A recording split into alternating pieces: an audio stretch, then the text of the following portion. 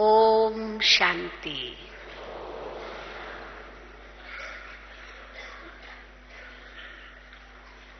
आप सभी अपने अपने स्थानों से दौड़ते दौड़ते या उड़ते उड़ते यहाँ पहुँचे हो। किस लिए? किस लिए? क्या कहेंगे? बाप दादा से मिलने के लिए, अथवा कहें कि प्रभु मिलन का अनुभव करने के लिए। भक्ति मार्ग में हम सब इतनी भक्ति क्यों करते हैं? यही लक्ष्य रहता है कि एक घड़ी के लिए भी भगवान के दर्शन हो जाए, अपने इष्ट के दर्शन हो जाए, परमात्म मिलन की कुछ झलक देखें या थोड़ी सी अनुभूति हो जाए। और उसके लिए कितना कठिन परिश्रम करते हैं, जो आज भी बाबा ने मुरली में कहा, धर्म के धक्के खाए। परंतु फिर बाबा ने उस सेंटेंस को करेक्ट किया कि धर्म के धक्के नहीं, अधर्म के धक्के। क्योंकि धर्म के धक्के तो होते ही नहीं है, धर्म तो हमें ऊंचा उठाता है, पर अधर्म में जरूर हम बहकते गए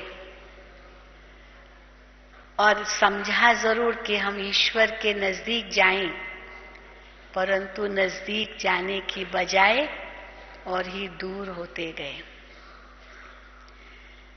क्योंकि जब तक भगवान स्वयं न आए और अपनी पहचान न दे, तब तक हम आत्माएं कैसे उनसे मिल सकते हैं? वैसे भी जब भी किसी से मिलना होता है तो 3 स्थान होते हैं मिलने के। या तो हम उनके पास पहुंच जाएं, या तो वो हमारे पास पहुंच जाए, या तो दोनों ही चलकर अपने अपने स्थान से एक तीसरे स्थान को मुकर्रर करे कि यहां हम मिलेंगे। अब भगवान से मिलने के लिए भी ये 3 तरीके हो सकते हैं। या तो हम उनके पास पहुंचे, या तो वो हमारे पास पहुंचे, या तो कोई ऐसा बीच का स्थान जहां दोनों ही चल के मिले। अब भगवान के पास तो हम पहुंच ही नहीं सके, क्योंकि दे अभिमान तो बढ़ता ही गया, बढ़ता ही गया। खुद से भी दूर हुए और ईश्वर से भी दूर हो गए। माया के चक्रों में आकर इस संसार के भूल भुलैये में फंस गए, तो भगवान के पास तो हम जा ही नहीं सके। परम धाम को ही या ब्रह्मलोक को ही, ब्रह्म महतत्व को ही भगवान समझ लिया, ब्रह्म कह दिया, तो न पिता की सच्ची पहचान, या तो पिता को सर्वव्यापी कह दिया, या फिर ब्रह्म को ही भगवान कह दिया, तो न घर की पहचान, न पिता की पहचान और न खुद की पहचान, क्योंकि खुद को भी देह ही मान लिया। इसलिए परमात्म मिलन हम उस धाम में जाकर करें, वो तो असंभव हो गया। चलो सोचा कि मंदिर में कहीं भगवान के दर्शन करने जाएं, ऊंचे ऊंचे पहाड़ों पर मंदिर बनाए, इष्ट की आराधना की, वहां जाकर खुद को कष्ट देकर भी वहां पहुंचे। लेकिन फिर भी यही महसूस हुआ कि प्यासे के प्यासे रह गए। इसीलिए कहना पड़ा कि चारों धाम लगाए फेरे, फिर भी हरदम दूर रहे। जिसको कहा धर्म के धक्के। अब तीसरा तरीका यही है कि भगवान खुद आए और हमसे मिले, क्योंकि वो तो है निराकार पर हम हैं साकार। तो या तो हम उन जैसा बने या तो वो हमारे जैसा बने। अब हम तो उन जैसा बन न सके। जैसे कोई राष्ट्रपति भवन में राष्ट्रपति से मिलना चाहता है या राष्ट्रपति को भी अपने पास बुलाना चाहता है तो कितनी फॉर्मेलिटीज होती है। ऐसे थोड़ी राष्ट्रपति आ जाएगा आपके पास। क्या उसकी बातें होती है, कंडीशंस होती है।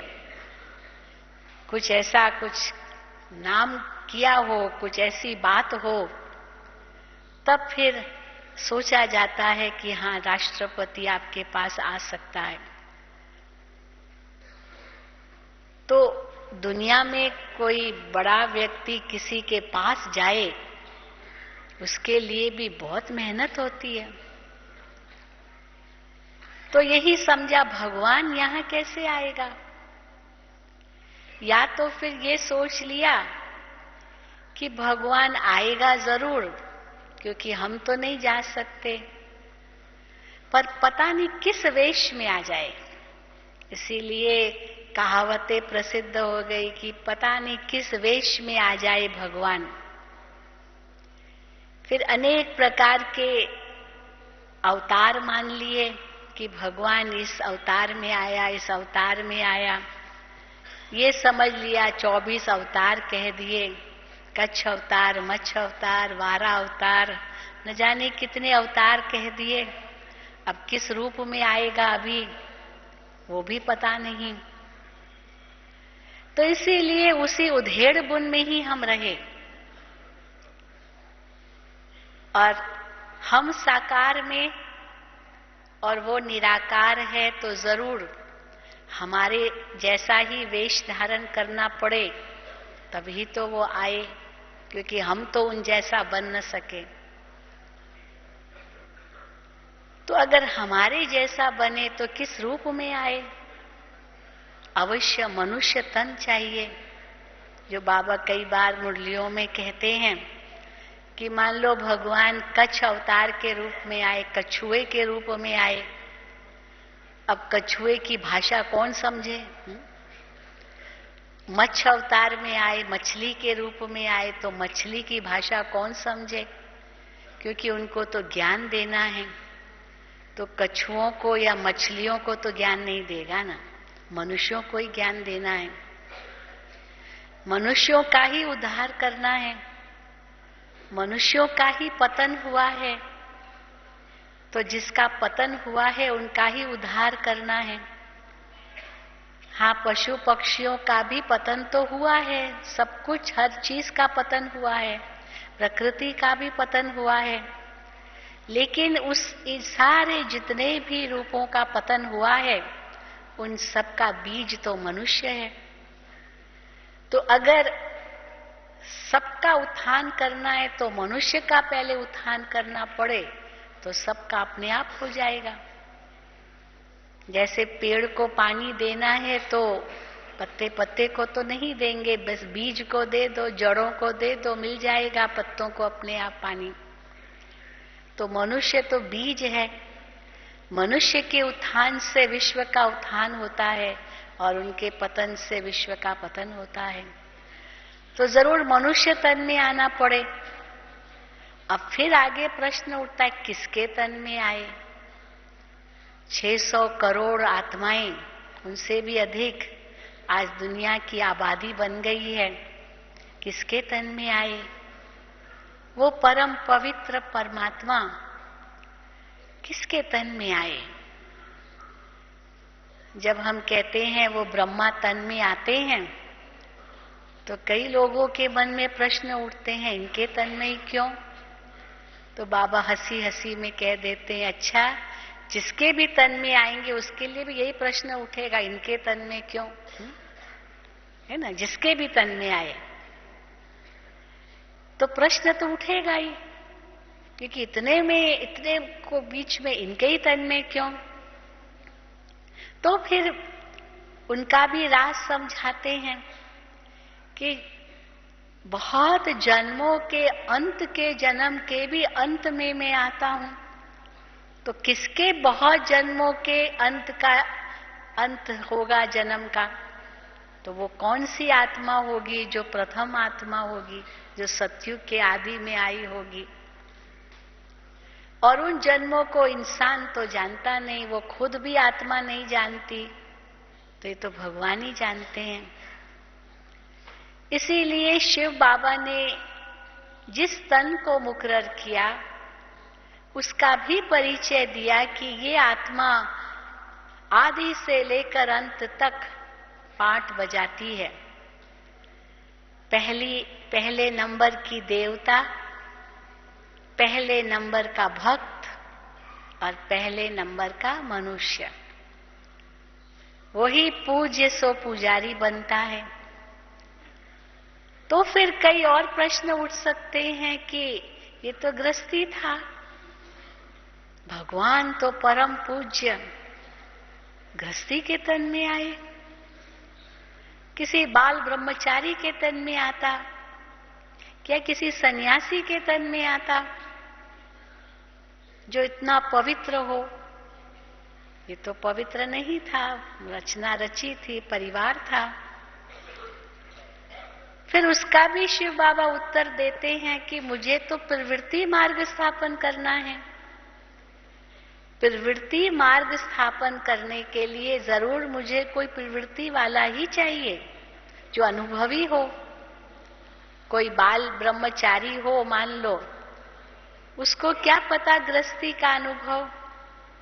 दिखाते ना, आदि शंकराचार्य के लिए एक बहुत बड़ा उनके लिए कहानी है, मिसाल है कि उसके सामने चैलेंज हुआ कि तुमको क्या पता गृहस्थी क्या होती है, तुम तो बाल ब्रह्मचारी हो। तो फिर तो कहानी जोड़ दी, अब सच है या झूठ, कि उसने अब वो आत्मा अपने शरीर को कायम रखा और किसी राजा के तन में प्रवेश किया, गृहस्थ का अनुभव किया, फिर वापस आया वो सिद्ध करने के लिए ये भी अनुभव किया मैंने। तो इसलिए प्रवृत्ति मार्ग स्थापन करना है, और प्रवृत्ति तो शुरू से चली आई है। इस संसार का नियम ही प्रवृत्ति है। अगर प्रवृत्ति नहीं होती तो संसार ही नहीं चलता। प्रवृत्ति तो आदि से ही है। सतयुग के देवताओं की भी प्रवृत्ति तो थी, कोई निवृत्ति मार्ग वाले थोड़ी थे। कोई भी देवी देवता को अकेला नहीं दिखाया, जोड़े जोड़े दिखाए, है ना, अधिकतर यही देखते हैं। तो प्रवृत्ति तो आदि से ही सृष्टि का नियम है, और परमात्मा आकर के पवित्र प्रवृत्ति मार्ग की रचना करते हैं। जो अपवित्र, जो पहले पवित्र थी फिर अपवित्र बन गई, तो उसी को ही तो पवित्र प्रवृत्ति मार्ग बनाएंगे।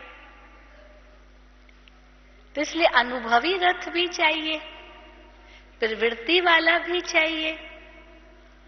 फिर कई कहते हैं कि अगर भगवान को सारे विश्व में संदेश देना है, चलो प्रवृत्ति वाला ही सही, अनुभवी सही, तो किसी ऐसे धनवान के तन में प्रवेश हो जाता, जो एक ही व्यक्ति से सारे विश्व को ज्ञान मिल जाता।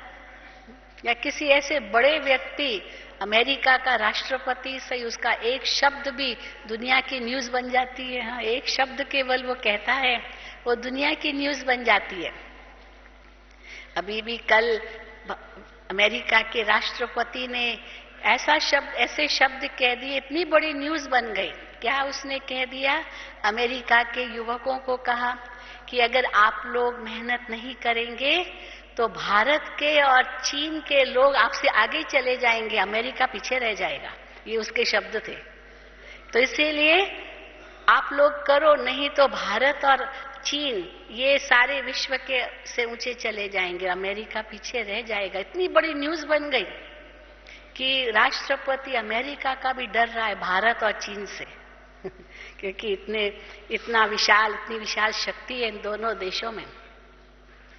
तो इसीलिए एक शब्द भी उसने कह दिया, वो विश्व न्यूज बन जाती है। तो इसीलिए अगर उनके ही तन में आ जाता तो एक शब्द कहे सारे विश्व को भगवान का संदेश मिल जाए। लेकिन बाबा कहते ये भी नहीं।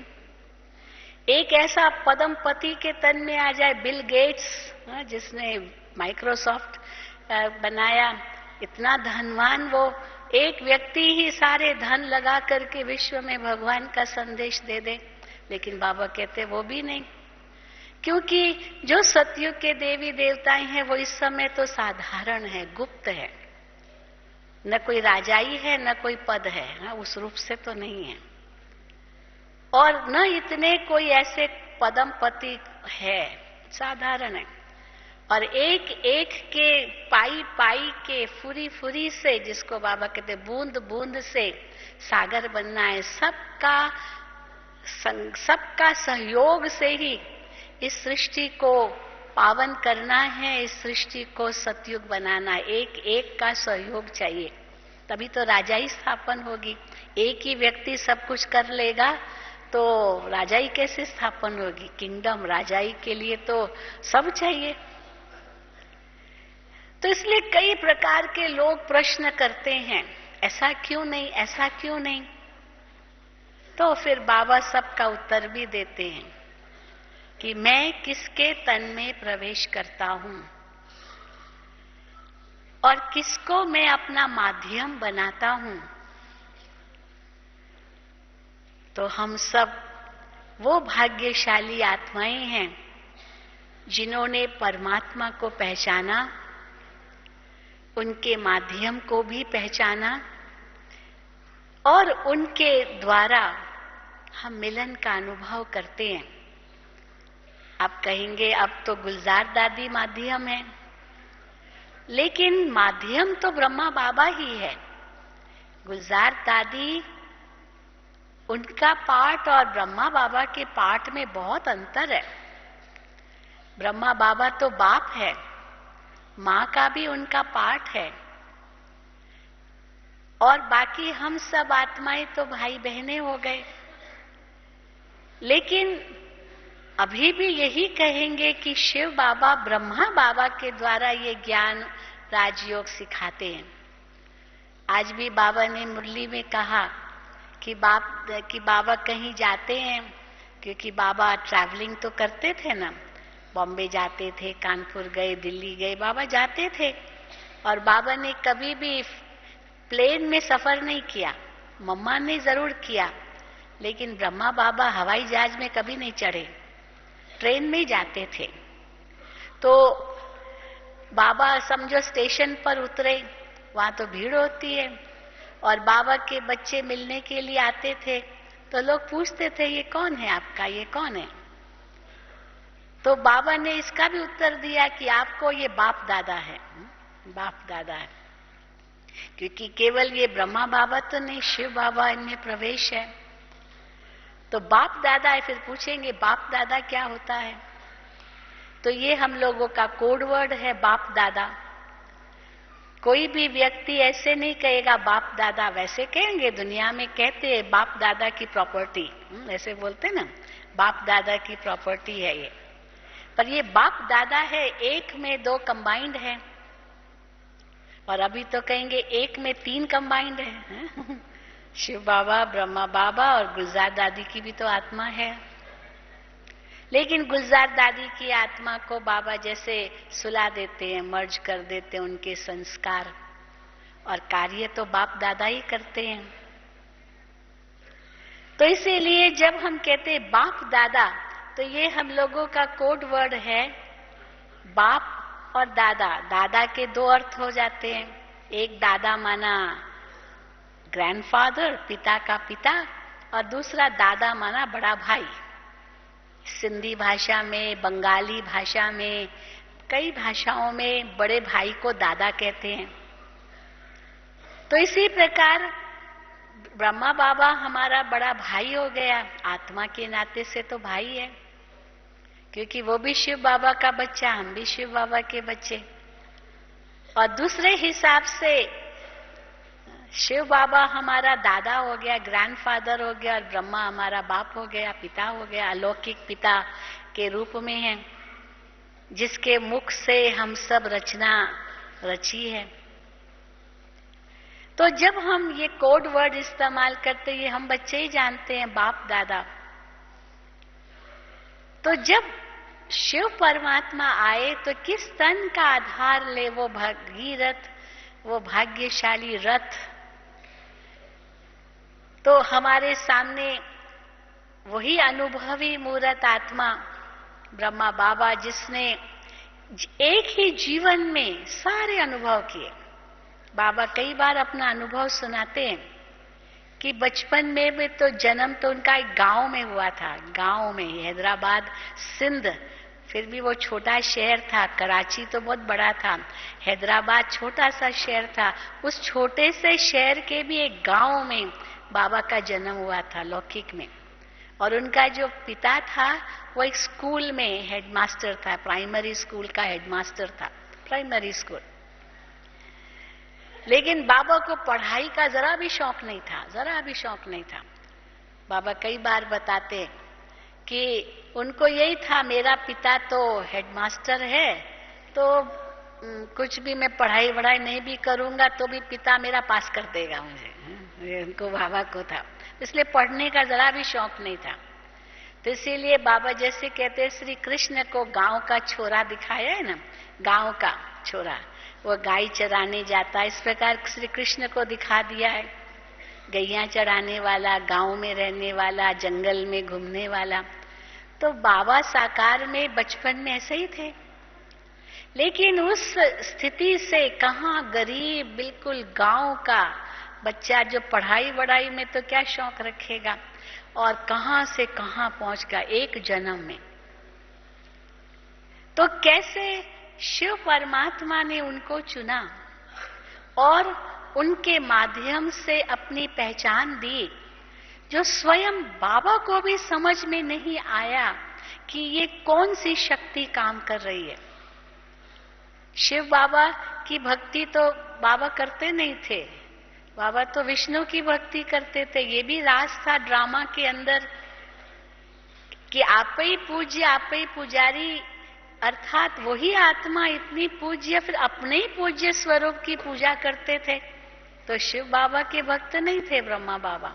भले अमरनाथ की यात्रा भी बाबा ने की थी इसी लक्ष्य से कि भक्ति ऐसा मंदिरों में जाना है, तो अमरनाथ भी गए थे, पर भक्ति विष्णु की करते थे। विष्णु ही उनके इष्ट थे, क्योंकि वही पूज्य, वही पुजारी बनते। तो कैसे ये सुंदर ड्रामा बना हुआ है, जिसके आधार से हम समझ सकते हैं ये परमात्मा की रचना कितनी श्रेष्ठ है। भगवान ने किसके तन का आधार लिया, और जब शिव बाबा की प्रवेशता ब्रह्मा तन में हुई, कैसे उस समय 3 क्रांतिकारी बातें हुई। किसी भी अन्य संस्था में उनकी शुरुआत में इस प्रकार की क्रांतिकारी बातें कभी नहीं हुई। सबसे पहली क्रांतिकारी बात यह हुई कि लोगों को जो साक्षात्कार हुए, केवल उनके सामने ही आकर नहीं हुए, लेकिन घर बैठे भी हुए। वो साक्षात्कारों की जो धूम मच गई थी उस समय, एक बहुत बड़ी क्रांति थी। इतनी धूम मची कि वर्ल्ड न्यूज बन गई वो उस समय 1936 में। जो अमेरिका की टाइम्स मैगजीन निकलती है, अभी तक निकलती है, वो तो बहुत ही पुरानी। उस टाइम्स मैगजीन में एक आर्टिकल छपा था कि हैदराबाद सिंध में एक दादा लेखराज है, जिनके पास कोई चमत्कारिक शक्ति है और उनसे कृष्ण के दर्शन होते हैं। ऐसी बड़ी न्यूज जो वर्ल्ड न्यूज बन जाए, ये कोई कम बात थोड़ी थी। अन्य किसी संस्था में कुछ पता भी नहीं चलता, नई नई संस्थाएं शुरू हो जाती है, नई नई मठ पंथ शुरू हो जाते हैं। ये क्रांतिकारी बात हुई। तभी आत्माएं खींचकर बाबा के पास आई, और बाबा को तो कुछ समझ भी नहीं आया ये किसकी शक्ति काम कर रही है। दूसरी क्रांतिकारी ये बात हुई कि इतनी कन्याएं माताएं आती गई आती गई आती गई। आज एक प्रश्न हमको मिला, उसका जवाब हम नहीं दे पाए, लेकिन किसी ने प्रश्न भी ये लिख करके दिया था कि हमको तो बहनों से ईर्ष्या होती है, संगम युग पर बहनों से ईर्ष्या होती है कि बाबा ने बहनों को इतना आगे बढ़ाया, भाइयों को क्यों नहीं बढ़ाया। ये किसी ने प्रश्न किया। अब वो प्रश्न का उत्तर क्या जवाब दे, तो भगवान का काम है, क्योंकि इतनी ऊंची स्थिति और फिर कितने नीचे ही गिरी ना माताएं बहनें। इस समय माताओं बहनों का इतना शोषण होता था, बिल्कुल ताड़न की अधिकारी जैसे तुलसीदास ने कहा, तो उसी रूप की वो ही स्त्री की हालत थी, ताड़न की अधिकारी। ढोल गवार शूद्र पशु नारी, ये ताड़न के अधिकारी। ढोल को भी पीटते हैं ना, तो नारी को भी पीटना है। यही मनुष्य का उस समय का, क्योंकि पुरुष प्रधान समाज था, तो नारी का तो कोई स्थान ही नहीं था समाज में। तो जैसे शिव बाबा ने इन बहनों को आगे किया, तो जैसे उस समय शिव बाबा का ये कार्य चला, उनको ही ज्यादा साक्षात्कार हुए, पुरुषों को नहीं हुए इतने साक्षात्कार, बहनों को ही हुए। माताओं को, कुमारियों को बहुत हुए घर बैठे। वो तो सब अनुभव आप जानते हैं, दादियां जो भी अपनी हैं, सबको साक्षात्कार हुए, जिसके आधार से वो कैसे खींचती हुई चली आई। तो शुरू में तो वो धुन थी, जरूरत थी, जो आज बताया सवेरे कि दादी प्रकाशमणि जी को भी ये साक्षात्कार हुआ, जिससे उसका निश्चय बहुत पक्का हो गया। लेकिन अभी तो उसकी जरूरत ही नहीं साक्षात्कार की, प्रैक्टिकल में विनाश देख रहे हैं, सब पता है। उस समय तो ये बातें नहीं थी। तो इसीलिए ये जो माताएं बहनें आगे आई और शिव बाबा ने ब्रह्मा बाबा को यह आदेश दिया कि अब जो कुछ आपकी चल अचल प्रॉपर्टी संपत्ति ये सब माताओं के हवाले कर दो, यही विश्व का उद्धार करेगी, स्वर्ग लाएगी। तो कैसे बाबा ने धक से सब कुछ स्वाहा कर दिया। ये नहीं कि छोड़ दिया। आप देखेंगे सन्यासी लोग तो सब कुछ माया कह देते हैं, धन माया, स्त्री माया, बच्चे माया, माया माया कह करके वो छोड़ करके बस सन्यासी बन जाते हैं। शिव बाबा ने ऐसे नहीं कहा, छोड़ा नहीं धन, पत्नी को भी स्त्री को भी छोड़ा नहीं, साथ में ही थी,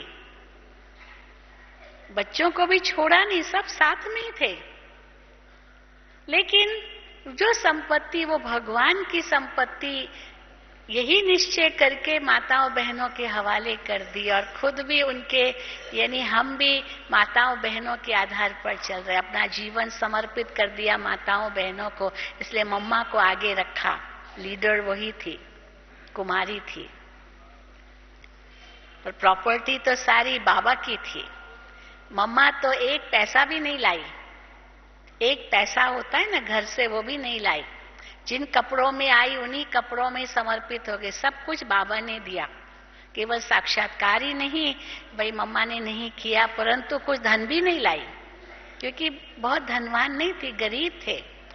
मम्मा का परिवार भी, उनके पिता की डेथ हो गई थी, तो और भी कोई बहुत धनी नहीं थे। परंतु कहाँ वो जैसे आई, और जो ज्ञान रत्न उसने इकट्ठे किए या दान किए, जो आज भी बाबा ने कहा वो जो धन है वो तो कौड़ी है, वो तो पत्थर है।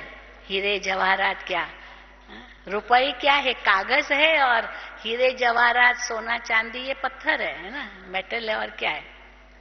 पर सच्चे रतन तो ज्ञान रतन है। और वो जो मम्मा ने बांटे, वो उनसे देखो लक्ष्मी बन गई। तो इसीलिए ये क्रांतिकारी बात हुई उस समय, जो माताओं बहनों को आगे किया, और वही फिर विश्व का उद्धार करने वाली, स्वर्ग का द्वार खोलने वाली बनी। और तीसरी क्रांतिकारी बात जो बाबा ने की, जो उनको इतनी शक्ति प्रदान की, जो सब ने ये प्रतिज्ञा की कि हम अपने जीवन को पवित्र और योगी बनाएंगे। छोटी छोटी कुमारियां, छोटे छोटे बच्चे, कहां से उनको शक्ति आई, जो प्रतिज्ञा की उन्होंने। प्रतिज्ञा करना ये सहज बात नहीं है। बाबा कहते मासी का घर नहीं है। आज भी बच्चों को बाबा कहते संकल्प करो, बच्चे डरते, पता नहीं कर सकूंगा नहीं कर सकूंगा, पता नहीं हो सकेगा नहीं हो सकेगा। और उस समय उन सब ने प्रतिज्ञा की कि हम अपने जीवन को पवित्र योगी बनाएंगे। किसकी शक्ति काम कर रही थी? कोई इंसान की नहीं थी। और बाबा के सामने कितने विघ्न आए, बाबा को लोगों ने बाबा की कितनी ग्लानि की, क्या क्या ग्लानि की, क्योंकि कार्य शिव बाबा का था। तो पहली ग्लानि जो साक्षात्कार जो हुए उसमें ग्लानि क्या की, ये दादा लेखराज के पास कोई जादू है, ये जादू करता है और समझता है मैं कृष्ण हूं और ये सब मेरी गोपियां हैं, मेरी रानियां हैं। अभी इनको 400 रानियां मिली है और इसको ये कि मुझे 16,108 रानियां चाहिए। देखो कैसी ग्लानि की, कलंक लगाया। तो साक्षात्कार की बात पर ये कलंक लगाया और इतनी बहनें आई तो दूसरा कलंक लगा। तो एक तो जादू है ये कलंक, फिर दूसरा इतनी बहनें आई, ये रानियां हैं, ये सब कलंक। और फिर जब पवित्रता की बात आई तो लोगों ने कहा अरे दादा आप तो बूढ़े हो गए, 60 बरस की तो आयु हो गई थी, बाल सफेद वफेद सब हो गए थे, तो आप तो बूढ़े हो गए, आप अगर अभी प्रतिज्ञा करते हो कि हम पवित्र रहेंगे, ठीक बात है, ठीक है, 60 तो लगी, लाठ वैसे ही वानप्रस्थ अवस्था है, पर ये छोटी छोटी बच्चियों को इनको क्यों कहते हो? तो बाबा कहते थे मैं थोड़ी कहता हूं, मुझे भी क्या पता था, ये शिव बाबा ने जब मुझे कहा तो मैं भी पवित्र रहने लगा, मुझे क्या मालूम था, मैं तो गृहस्थी था। तो ये सारी शिव बाबा की शक्ति थी। मुझे भी शिव बाबा ने प्रतिज्ञा करवाई और मेरे सहित इनको प्रतिज्ञा कराई है, मैंने नहीं कराई है प्रतिज्ञा, मुझे तो पता ही नहीं। बाबा तो गीता पढ़ते थे और गीता पढ़ते थे और वो ही सत्संग करते थे। बाबा सवेरे अपने परिवार में, जैसे घरों में प्रार्थना होती है, सत्संग होता है, बड़ा जो होता है घर का वो कोई न कोई शास्त्र सुनाता है, गीता सुनाता है, बाबा ऐसे करते थे अपने घर में। और जब शिव बाबा की प्रविष्टता हुई, बाबा को तो समझ में नहीं आया, वो तो गीता की पुस्तक उठा करके अभी पढ़ना चाहते थे कोई अध्याय, और शिव बाबा की प्रविष्टता हो जाती थी और शिव बाबा बोलना शुरू कर देते थे। बाबा को लगता था ये कौन बोल के गया, मैंने तो बोला ही नहीं, ये कौन सी शक्ति बोल रही है, जो बाबा को भी समझ में नहीं आई। और ये भी कैसा सुंदर ड्रामा जो शिव बाबा ने सबसे पहले विष्णु का साक्षात्कार कराया, उनके इष्ट का। अगर शुरू में शिव बाबा अपना साक्षात्कार कराते होते ज्योति का, तो बाबा तो कुछ नहीं समझते होते, क्योंकि वो तो विष्णु को ही मानते थे। तो ये राज जरूर था कि वही पूज्य वही पुजारी, लेकिन उसका साक्षात्कार कराने से कैसे बाबा के अंदर वो वैराग्य आया। और उसके बाद शिव बाबा की जब प्रविष्टता हुई तो पात्र तैयार था, पात्र तैयार था, तब उसमें प्रविष्टता हो सकी, क्योंकि तब तक वैराग्य तो आ ही चुका था। वैसे भी बाबा के संस्कार वैराग्य के संस्कार थे। बाबा कई बार मुरली में सुनाते हैं, ये साकार मुरलियों में बहुत सुंदर बातें बाबा की अपने जीवन की ब्रह्मा बाबा सुनाते हैं कि बाबा को वैराग्य बहुत था दुनिया से। तो बाबा ने किया, संकल्प किया था मैं शादी कभी नहीं करूंगा, लेकिन एक दिन एक फिल्म देखी, बाबा की मुरली में आता है, एक दिन एक पिक्चर देखी, उसका नाम था सौभाग्य सुंदरी, कोई पिक्चर थी। तो सौभाग्य सुंदरी ये पिक्चर जैसे ही देखी तो बाबा के अंदर में मैं भी शादी करूं, हाँ कितनी सुंदर होती है स्त्री तो इस हिसाब से बाबा ने शादी की, नहीं तो पहले से वैराग्य था। तो संस्कार तो थे बाबा के अंदर। और फिर जब भक्ति भी करते थे तो अपने इष्ट में मन लगाने की कोशिश करते थे, लेकिन ग्रस्त के मामले तो होते ही हैं, तो मन कहाँ लगेगा, चंचल होता था। तो बाबा कैसे अपने आप को चमाट मारते थे, उस दिन भी बाबा की मुरली में था, अपने आप को ऐसे थप्पड़ मारते थे, अरे मन तुम क्यों दौड़ रही हो, मैं तो अपने इष्ट का ध्यान में बैठा हूं, ये मन भाग क्यों रहा है। अपने आप को चोटी भी लगाते थे, अपने ऊपर मेहनत करते थे, जो बाबा की अव्यक्त मुरलियों में आता। 1932 के बाबा की डायरीज है, जिसमें बाबा रोज अपनी डायरी लिखते थे और अपने मन से, बुद्धि से बात करते थे कि हे मन, तुम क्यों इतने चंचल होते हो। तो जैसे बाबा सभा लगाते थे अपने मन बुद्धि की, अपने अमलदारों की। बहुत सुंदर वो डायरी में वर्णन, 1932 की डायरी है वो। लेकिन अभी तो बहुत पुरानी हो गई, उसके पत्ते कागज भी फट रहे हैं। हमारी लच्छू बहन के पास है, परंतु हमने एक बार देखी थी, वो प्रिजर्व करके रखी है। पर बाबा के अक्षर वो सिंधी के अक्षर हैं। तो ये बाबा के अंदर वो उस समय भले फैमिली लाइफ भी अनुभव किया, लेकिन वैराग्य की स्थिति थी।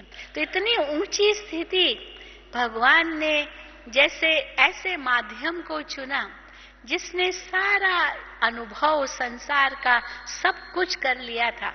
और ये 3 क्रांतिकारी बातें हुई जो प्रतिज्ञा करवाई, जिसके आधार से एक नई जागृति, नई शक्ति पैदा हो गई और ये बाबा का कार्य चला। और फिर देखो कैसा वंडरफुल ड्रामा हुआ, जो दुनिया की निगाहों से दूर 14 साल तक तपस्या की, कोई सोच भी नहीं सकता है। हम कई बार दादियों से पूछते थे कि जब 14 साल के बाद आप बाहर आए, कराची से निकले और फिर भारत में आए, कैसा लगा। तो दादियां बताती बिल्कुल नया नया, जैसे कि कोई दुनिया तो देखी ही नहीं कहीं। अंदर ही थे ना 14 साल, आप समझ सकते हैं क्या होगा। जो कम समय थोड़ी था, 14 साल कितने होते हैं। और उन 14 सालों में कैसे दुनिया भी बदल गई। जो 1937 की दुनिया थी और 1950 की दुनिया थी, एकदम बदल गई। दूसरा विश्व युद्ध हुआ उन्हीं 14 वर्षों के बीच में, 1939 से 1945 तक, 39 to 45, 6 साल तक विश्व युद्ध चला। अणु बम बन चुका था जो अमेरिका ने हिरोशिमा नागासाकी पर गिराया। ये सब इन्हीं 14 सालों में हुआ। भारत पाकिस्तान का बंटवारा हो गया, कितनी रक्त की नदियां बही, उस समय कितनी प्राकृतिक आपदाएं आई उन्हीं सालों में, बहुत कुछ आया। बिल्कुल दुनिया का नक्शा भी बदल गया, यूरोप का नक्शा, कम्युनिज्म आ गया, न जाने क्या क्या हुआ, कितने देशों के टुकड़े हो गए। अंग्रेजों का राज्य बहुत शक्तिशाली उस समय था, जो कहते थे कि अंग्रेजों के राज्य में कभी सूर्य अस्त नहीं होता है। इतनी शक्ति थी अंग्रेजों में, ब्रिटिशर्स, क्योंकि हर देश को उन्होंने जीत लिया था, भारत को तो जीता ही था। और जहां जहां से वो अपना पल्ला झाड़ते थे, निकलते गए, वहां उस देश के 2 टुकड़े करते करते निकले, ऐसे ही नहीं निकले। रूल भी कैसे किया, डिवाइड एंड रूल पॉलिसी, एक को 2 कर दिया और उन पर राज्य किया, और जब निकले तो एक के 2 टुकड़े करके निकले। ऐसे दुनिया को इतना और घोर कलयुग बना दिया। तो ये सब ड्रामा ऐसा निश्चित था जरूर। और कैसे वो सब कुछ इतना परिवर्तन आया। तो जब बहनें वहां से आई तो उनके लिए तो दुनिया ही बिल्कुल दूसरी थी।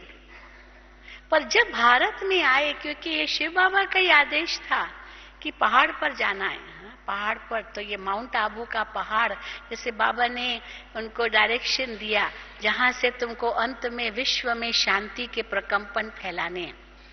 तो सागर से पहाड़ पर आए, कराची सागर पर है और माउंट आबू पहाड़ है।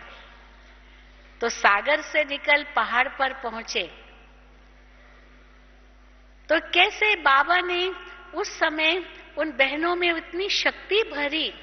फिर बाबा ने जब कहा कि जाओ सेवा पर, अब सेवा पर जब निकली जरूर, लेकिन क्या करना ये तो पता नहीं था।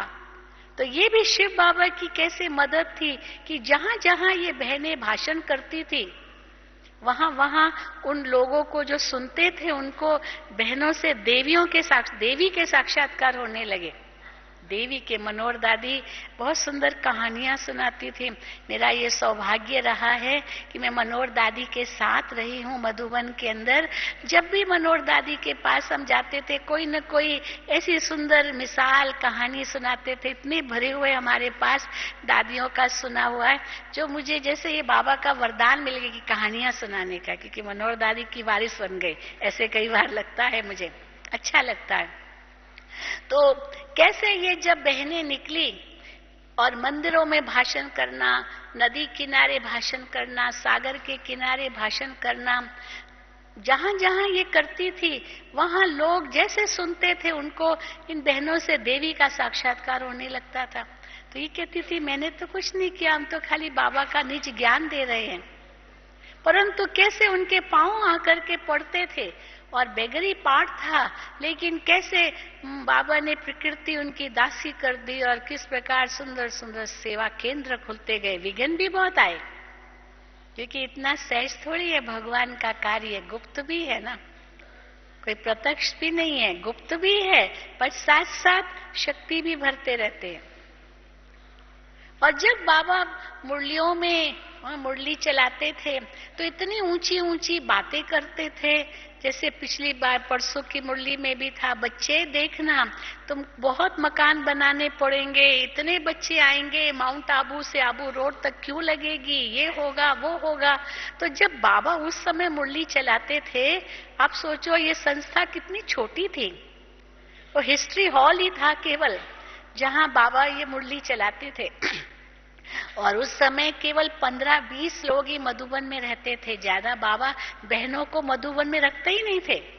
बाबा कहते थे ये बहनें तो सेंटरों पर शोभती है, मधुबन में तो वही चाहिए जो झाड़ू पोछा करे, बस खाना वाना पकाए आदि, सफाई करे, कुछ ऐसे, बाकी और तो शक्तियां तो सेंटरों पर चाहिए, क्योंकि उनको ललकार करनी है सेवा केंद्रों पर। तो लेकिन बाबा के पास पार्टी आती थी, चलो 15-20 की पार्टी आ गई, लगता था बहुत हो गया, बहुत आ गए भाई बहने। तो कितने थोड़े भाई बहने होते थे, कोई ज्यादा सेंटर्स भी नहीं थे। लेकिन जब बाबा की मुरली चलती थी, हालांकि हो सकता है 25-30 लोग ही बैठे हो, लेकिन जब मुरली चलती थी बाबा की, उस समय बाबा की जो ललकार होती थी, ऐसे लगता था जैसे बाबा हजारों को बोल रहे, हजारों के सामने बाबा की वाणी चलती, इतनी शक्ति, इतनी बेहद दृष्टि और बेहद की स्थिति। तो बाबा को कहते थे, बाबा आज तो आपने जो वाणी चला, ऐसे लग रहा था पता नहीं कितने आपके सामने बैठे हैं, क्या बेहद की बातें बताएं। तो बाबा कहते थे, बच्चे मैं केवल इनको देख के थोड़ी मुरली चलाता हूँ, केवल इनको ही देख के नहीं चलाता हूँ मुरली, क्योंकि जो होंगे ना बैठे हुए, कोई बूढ़ी सूढ़ी, कोई मान लो झुटका भी खाती हो, क्या पता क्या बीमार आदि आदि। बाबा कई बार मुरली में भी कहते, बाबा के सामने आके झुटके खा रहे हैं, किसके आगे बैठे हैं। कई बुढ़ियां थी, बाबा उनको देख के खुश तो बहुत होते थे, परंतु पता नहीं ये समझ भी रहे हैं नहीं समझ रहे हैं हा? लेकिन बाबा की जो इतनी जबरदस्त मुरली चलती थी, तो बाबा कहते थे, बच्चे भविष्य में बहुत बच्चे आने वाले हैं।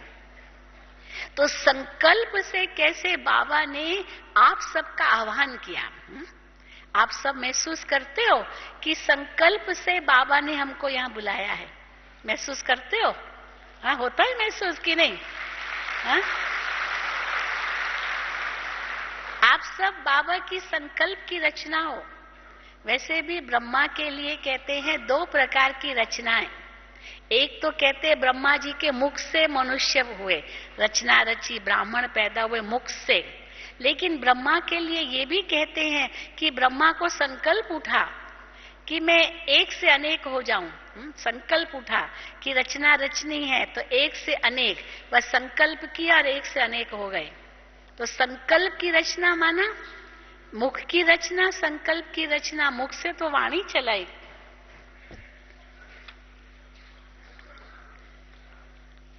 हाँ, मुख से तो वाणी चलाई, लेकिन जो संकल्प किया कि बच्चे ऐसे ऐसे आएंगे, वो सब जो उस समय के संकल्प थे वो सब अभी सिद्ध हुए हैं और आप सभी बाबा के पास पहुंचे हो। तो किस प्रकार बाबा का ये कार्य दिन दुगनी रात चौगुनी गति से जो बढ़ा, वो बाबा के अव्यक्त होने के बाद ही बढ़ा। तो जैसे ही बाबा के सामने बच्चे आते थे, बाबा को महसूस होता था कि ये मेरे वारिस बच्चे आए हैं, ये कोई साधारण बच्चे नहीं है, भले कैसे भी हो, लेकिन भगवान की दृष्टि में वो वारिस थे, सतयुगी दुनिया के होवनहार, महाराजा महारानी, देवी देवताएं। तो जैसे शिव बाबा को बच्चों के लिए इतना प्यार है, ब्रह्मा बाबा को भी इतना ही प्यार है।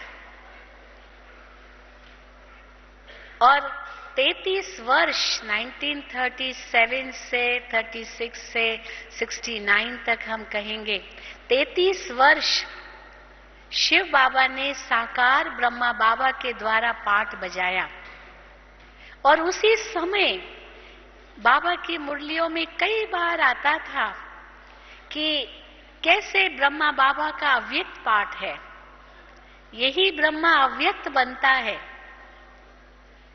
गुलजार दादी को बाबा ने यह वरदान दिया था साक्षात्कार का, शुरू से पहले दिन से। जैसे गुलजार दादी 9 साल की थी, वो बाबा के सामने आई, अपनी माँ के साथ आई, दोनों ही माँ बेटी दोनों ही बैठी है, और बाबा की दृष्टि जैसे दोनों पर गई। दादी गुलजार 9 साल की छोटी सी बच्ची, बिल्कुल अबोध, जरा भी दुनिया का ज्ञान नहीं, बिल्कुल शाय, किसी से ज्यादा बातचीत नहीं करना, ये उनकी अंदर उनके ये संस्कार थे। लेकिन जैसे ही वो बाबा के सामने आई और दृष्टि पड़ी, ध्यान में चली गई, छोटी सी बच्ची, और एकदम सतयुगी दुनिया, स्वर्ग, श्री कृष्ण के साथ रास करने लगी, नशे में चली गई। और विचित्र बात तो ये थी कि जब दादी वापस आई, उसका नाम शोभा था, दादी गुलजार का लौकिक नाम शोभा था, तो सामने आई तो सबने पूछा आपने क्या अनुभव किया। वो वर्णन नहीं कर सकी कि मैंने अनुभव क्या किया। तो श्री कृष्ण का फोटो दिखाया उनको, तुमने ये देखा? वो कहती नहीं, जबकि देखा तो श्री कृष्ण का ही, मानो साक्षात्कार तो श्री कृष्ण का ही किया था, लेकिन वो श्री कृष्ण का जो फोटो दिखाया वो तो भक्ति मार्ग का फोटो था। तो वो उनको दिखा, उसने कहा नहीं, क्योंकि जो उसने साक्षात्कार किया श्री कृष्ण का, उसकी भेंट में ये फोटो तो कुछ भी नहीं था। जो भक्ति मार्ग का फोटो है श्री कृष्ण का, वो तो कुछ भी नहीं है जो उसने श्री कृष्ण का साक्षात्कार किया। इसलिए वो कैसे कहेगी हाँ यही देखा, पर फोटो तो भक्ति मार्ग का ही उनको दिखाया। तो सतयुगी दुनिया का साक्षात्कार शुरू से ही जैसे किया, ये बाबा को का वरदान उसको शुरू से ही था। अव्यक्त वतन का भी साक्षात्कार सबसे पहले उन्होंने ही किया। उसके पहले सूक्ष्म वतन का साक्षात्कार यज्ञ में किसी को नहीं हुआ था। जैसे ब्रह्मा बाबा को विनाश का साक्षात्कार, परमधाम का साक्षात्कार, सतयुग का साक्षात्कार, ज्योति का साक्षात्कार, शिव बाबा का साक्षात्कार, ये 4 मुख्य साक्षात्कार हुए। विनाश का, परमधाम का, सतयुग का और शिव बाबा ज्योति स्वरूप का, बस ये 4 साक्षात्कार हुए। तो जो भी सामने आते थे बाबा के, उनको भी यही साक्षात्कार होते थे। मम्मा को तो हुआ ही नहीं, परंतु और जो बहनें आती थी या जो भी आते थे। अब जब ये गुलजार दादी को भी शुरू में यही हुआ, लेकिन सूक्ष्म वतन का साक्षात्कार ये सबसे पहले गुलजार दादी को हुआ। वो भी कैसे हुआ? क्योंकि कई संदेशियां ट्रांस में जाती थी और ट्रांस में शिव बाबा का अनुभव तो करती थी, और कई शहजादियां उनके तन में आती थी, और वो स्वर्ग की सीन भी वहां चलती थी। बहुत कुछ हुआ 14 साल के अंदर।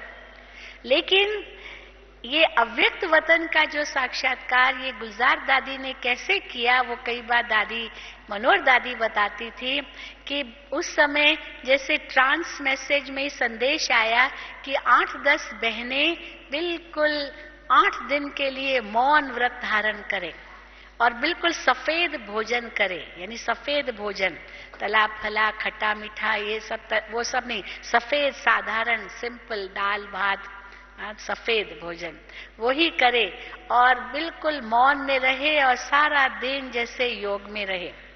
उसमें गुलजार दादी भी थी। तो कैसे गुलजार दादी कहती है अनुभव अपना वो भी सुनाती थी। मैं छत पर बैठी थी बिल्कुल एकांत में, और एकदम से जैसे बाबा ने मेरी रस्सी खींची और मैंने एक सफेद सफेद दुनिया देखी, सफेद सफेद दुनिया। हजारों चंद्रमाओं की चांदनी अगर मिलाई जाए तो कैसा वातावरण होता है, चांदनी जैसी सिल्वरी लाइट, ये उसने देखा। और उसी बीच में अव्यक्त ब्रह्मा का स्वरूप, अव्यक्त फरिश्ता रूप। चेहरा तो ब्रह्मा बाबा के, पर वो अव्यक्त फरिश्ता लाइट के आकार का देखा। तो पहले जब देखा तो दादी तो समझ नहीं सकी, गुलजार दादी ये क्या है, ये कैसे, ये क्यों दिखाई देता, ये सब सफेद सफेद जैसे रुई की तरह चांदी के प्रकाश में उस प्रकार से देखा। तो समझ में उसको कुछ नहीं आया, ये क्या अनुभव है। लेकिन और ऐसे जैसे सामने गई तो डर के मारे उसको कुछ समझ में नहीं आया, तो वापस आ गई और बाबा को ये बताया कि बाबा ऐसे कहा, ऐसे मैंने देखा। तो बाबा ने उससे पूछा कि बच्ची तुमने उनसे पूछा क्यों नहीं कि आप कौन हो, जो आपके सामने खड़े हुए वो कौन है, उनसे पूछा क्यों नहीं। तो कहा बाबा मैं तो समझ में नहीं आया, तो डर गई ना, तो जैसे वापस आ गई। तो बाबा ने कहा फिर जाओ और पूछो उनसे कि आप कौन हो। तो फिर हिम्मत बांधी, क्योंकि श्रीमत मिली उनको कि बाबा से पूछना है। तो बाबा ने कहा कि पूछो। तो जैसे फिर से गई तो उस स्वरूप के सामने गई और उससे पूछा आप कौन हो। तो तब उसने कहा कि मैं साकार में जो ब्रह्मा है उनका अव्यक्त रूप हूं, और यही साकार ब्रह्मा संपूर्ण होकर के ये बनेगा। ये राज जैसे उस संपूर्ण ब्रह्मा बाप ने खोला और दादी को बताया, गुलजार दादी को, और कहा कि अब ये साकार में जाकर के ब्रह्मा बाप को सुनाओ। तो जब वो वापस आई और बाबा को बताया कि आपका संपूर्ण स्वरूप है वो, और वो संपूर्ण स्वरूप ने अपना परिचय दिया कि आप वो संपूर्ण बनकर के वो बनेंगे, तब बाबा को समझ में आया कि ये मेरा संपूर्ण स्वरूप है। फिर कैसे संदेशियां देखती थी वतन में, कईयों कैसे संपूर्ण स्वरूप, मम्मा का संपूर्ण स्वरूप, मानो वो वतन का अनुभव कुछ गिनी चुनी बहनों को होता था, और वो ट्रांस में जाकर के कई राज लेकर के आती थी। उसमें गुलजार दादी नंबर 1 थी, उनका ये पार्ट था। और देखो ड्रामा अनुसार कैसे गुलजार दादी का अभी जो पाठ है, जो बाप दादा आते हैं, पिछले 40 से भी ज्यादा वर्ष हो गए, 41 वर्ष कहें, अव्यक्त पाठ चल रहा है। और दादी गुलजार ने अपना रथ बाप दादा को दिया हुआ है। कैसे बाप दादा बच्चों से मिलने के लिए आते हैं। कई बच्चे पूछते हैं, भाई बहने पूछते हैं कि साकार वाणी और अव्यक्त वाणियों में इतना अंतर क्यों है। तो अंतर वैसे है नहीं, अगर हम अच्छी तरह ध्यान से देखें अंतर कुछ भी नहीं है, क्योंकि वही हमारे 4 सब्जेक्ट्स हैं, ज्ञान योग धारणा सेवा। कोई 5वां सब्जेक्ट तो ऐड हुआ नहीं है अव्यक्त रूप में। अव्यक्त पाठ में कोई 5वां सब्जेक्ट ऐड हुआ हो जो हम अलग से पढ़ रहे हैं, वो तो है ही नहीं। जो 4 सब्जेक्ट साकार में बाबा ने हमें साकार मुरलियों द्वारा पढ़ाए हैं, हर मुरली में चारों सब्जेक्ट्स वर्णन में आते हैं। ज्ञान भी होगा, योग भी होगा, धारणा भी होगी और सेवा की पॉइंट्स भी होगी। ये 4 ही सब्जेक्ट्स है। और अव्यक्त वाणियों में भी ये 4 ही सब्जेक्ट्स है, कोई 5वीं सब्जेक्ट तो है नहीं। इसीलिए अंतर तो कुछ भी नहीं है। ज्ञान वही है, योग वही है, धारणा वही है, सेवा वही है। लेकिन अंतर क्यों पता चलता है, इतना अंतर? कारण ये है कि ब्रह्मा बाबा साकार में जब थे तो पुरुषार्थी रूप में थे। आज भी जैसे बाबा ने साकार मुरली में कहा, बच्चे अगर संकल्प में तूफान आते हैं तो बच्चे कोई बात नहीं, कर्म में नहीं करना। हाँ, अभी बाबा अव्यक्त वाणियों में ऐसे नहीं कहेंगे कि कर्म में नहीं करना, संकल्प में भले आए कर जाने। ये अंतर जरूर पड़ा है। क्यों? क्योंकि बाबा स्वयं कहते थे कि देखो बच्चे, ये इंजन है, ब्रह्मा बाबा इंजन है, तूफान आएंगे। बाबा भी अनुभवी है, तूफान कैसे आते हैं, परंतु ये तूफान जैसे बाबा के तोहफा बन जाए। ये तूफानों से घबराओ मत, जो माया के तूफान आते हैं। ये बच्चा ये भी अनुभवी है। तुम तो बच्चे इंजन नहीं हो, डब्बे हो, तो इंजन को पहले तूफान लगेगा। बाबा अनुभवी है। लेकिन कर्म में नहीं आना चाहिए, ये शुरू में बाबा कहते थे, साकार मुरलियों में ये बातें आती है। लेकिन अभी अंतर क्या पड़ गया कि ब्रह्मा बाबा स्वयं संपूर्ण बन गए। तो अब ये बातें बाबा नहीं कहेंगे कि बच्चे कोई बात नहीं, तूफान भले आए, संकल्प में आए, पर कर्म में नहीं लाना है। अभी तो ब्रह्मा बाबा संपूर्ण हो गए और संपूर्ण स्थिति में शिव बाबा उनके द्वारा बोल रहे हैं कि कैसे बच्चे संकल्प में भी तो क्या, स्वप्न में भी नहीं आना चाहिए, क्योंकि ब्रह्मा बाबा की वो स्थिति हो गई है। तो स्वप्न तो क्या, अभी तो जागती ज्योति के रूप में है। शिव बाबा तो है ही जागती ज्योति। कल भी बाबा ने मुरली में कहा, हाँ, नींद किसको आती है? शरीर को आती है, आत्मा को आती है? किसको नींद आती है? शरीर को आती है, आत्मा को आती है? हाँ, शरीर को ना, आत्मा तो है ही ज्योति, वो तो जागती ज्योति है ही है। और शिव बाबा को तो शरीर ही नहीं है, वो तो है ही जागती ज्योति। अभी तो ब्रह्मा बाबा की आत्मा भी जागती ज्योति के रूप में है, शिव बाबा का साथी है। तो इसलिए हाँ, मनुष्यों के रूप में जो साकार शरीर है तो नींद आती है, नींद करनी होती है, क्योंकि साकार तन को ये चाहिए। और शिव बाबा, ब्रह्मा बाबा को अथक है, अथक 24 घंटा हमारी सेवा पर ही उपस्थित है। बाबा कहते संकल्प करो और मैं हाजिर हो जाऊं। बाप दादा हाजिर होते, हजारों भुजाएं हमारे साथ है। अब ये एक अलग अलग अनुभव है। तो इसीलिए कैसे हम वो प्रभु मिलन का अनुभव करें, अधिक तो और भी आपको कल सवेरे भी सुनाया जाएगा। लेकिन ये भी कैसे दादी गुलजार को बाबा का वरदान था, साकार में भी वरदान था। बाबा दादी गुलजार को देखते थे, बाबा कहते थे, बच्ची तुम्हारी ये आंखें बहुत सेवा करेगी, तुम्हारी आंखें सेवा करेगी। तो दादी गुलजार सोचती थी आंखें सेवा करेगी, क्या भाव है बाप, मतलब वरदान था।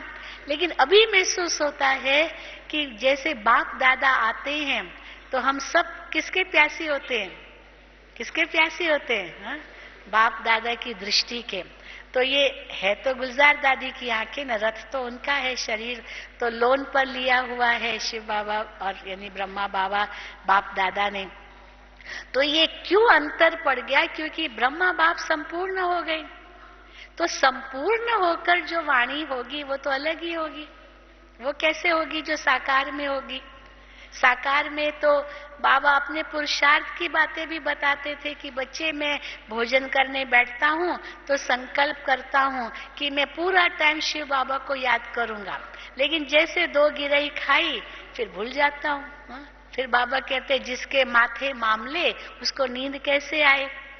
कल की मुरली थी। क्यों? क्योंकि ब्रह्मा बाबा पर तो बहुत मामले थे।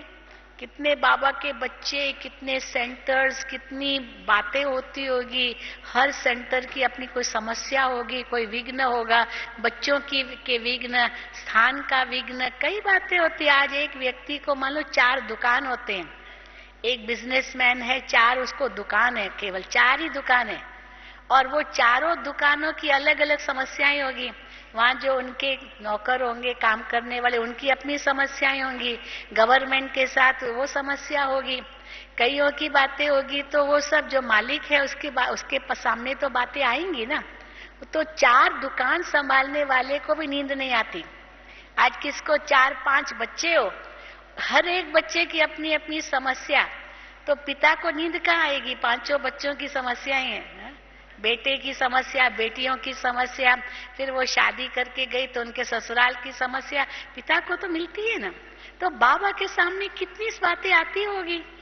इसलिए कई बार बाबा कहते थे, बाबा की तो नींद ही फिट जाती थी, क्योंकि कई ऐसे विघ्न आते थे। शिव बाबा को तो परवाह नहीं, वो तो निराकार है वो तो ज्योति स्वरूप है।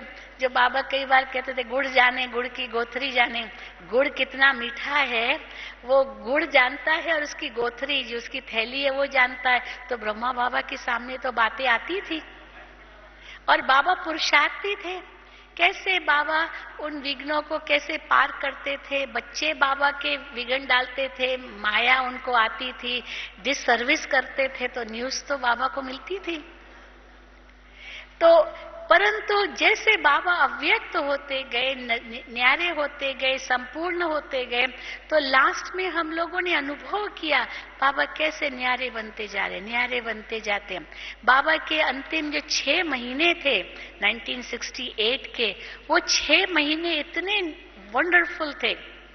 ये भी मेरा सौभाग्य रहा था कि हम आए थे 68 में भी बाबा से मिलने के लिए। 60 में तो हमने सबसे पहले बाबा को देखा, और हर साल बाबा बॉम्बे आते थे, 2-2, 3-3 महीना बॉम्बे में रहते थे बाबा, क्योंकि यहाँ बहुत सर्दी होती थी, तो बॉम्बे में तो सर्दी होती नहीं, तो बाबा हमेशा बॉम्बे आते थे। मकान अलग से किराए पर लेते थे बाबा जहाँ रहते थे। तो ये सौभाग्य था कि बाबा की मुरली हम साकार में बचपन से ही सुनते थे। स्कूल जाते थे तो पहले मुरली सुन के फिर स्कूल जाते थे, क्योंकि 12-11 साल की उम्र से ही हम आते रहे। तो ये तो सौभाग्य था ही, लेकिन हम बाबा को देखते थे कि कैसे बाबा धीरे धीरे न्यारे होते जा रहे हैं। मुझे याद है 1968 में बाबा को बॉम्बे आना था। बाबा के लिए सब तैयारी हो चुकी थी, मकान भी ले लिया था, सब कुछ कर लिया था कि बाबा कल निकलेंगे आबू से और परसों बॉम्बे आएंगे। लेकिन अगले दिन पता चला कि बाबा नहीं आ रहे हैं। सब कुछ तैयारी हो गई, मकान ले लिया, अभी बाबा क्यों अचानक नहीं आ रहे हैं? तो हुआ क्या कि बाबा का सब सामान टैक्सी पर चढ़ गया। उस समय अपनी गाड़ी नहीं थी, अपने कार्स नहीं थे, टैक्सी बाबा मंगवाते थे या बच्चे ले आते थे या कुछ, परंतु बाबा के अपने कोई वाहन नहीं थे। तो सब सामान चढ़ चुका था। आधे बच्चे जो बाबा के साथ जाने थे वो सब स्टेशन चले गए थे आबू रोड, और बाबा के साथ संतरी दादी रहती थी जो ध्यान में जाती थी, और बाबा उनको कहते थे बच्ची जाओ वतन में, बाबा को कहो, अव्यक्त बाप दादा को कहो कि बाबा छुट्टी ले रहे हैं बॉम्बे जाने के लिए। तो हमेशा वो जाती थी ध्यान में, और उनकी ये विशेषता थी गो सून कम सून। तो उनके सामने बैठती थी बाबा के सामने, और बाबा दृष्टि देते थे जाओ बच्ची जाओ, और 1 सेकंड बस दृष्टि मिली बाबा की, ध्यान में चली गई। और बाबा को कहती थी, यानी संदेश लेकर जाती थी बाबा कि बाबा बॉम्बे जा रहे हैं। तो बस ले आती थी संदेश और वापस, हाँ बाबा ने छुट्टी दी, भले जाओ। लेकिन 1968 की बात है कि बाबा से छुट्टी लेनी है, और संदेशी को का ध्यान, दादी संतरी दादी को कहा बाबा ने बच्ची जाओ और बाबा से छुट्टी लो कि बाबा बॉम्बे जा रहे हैं।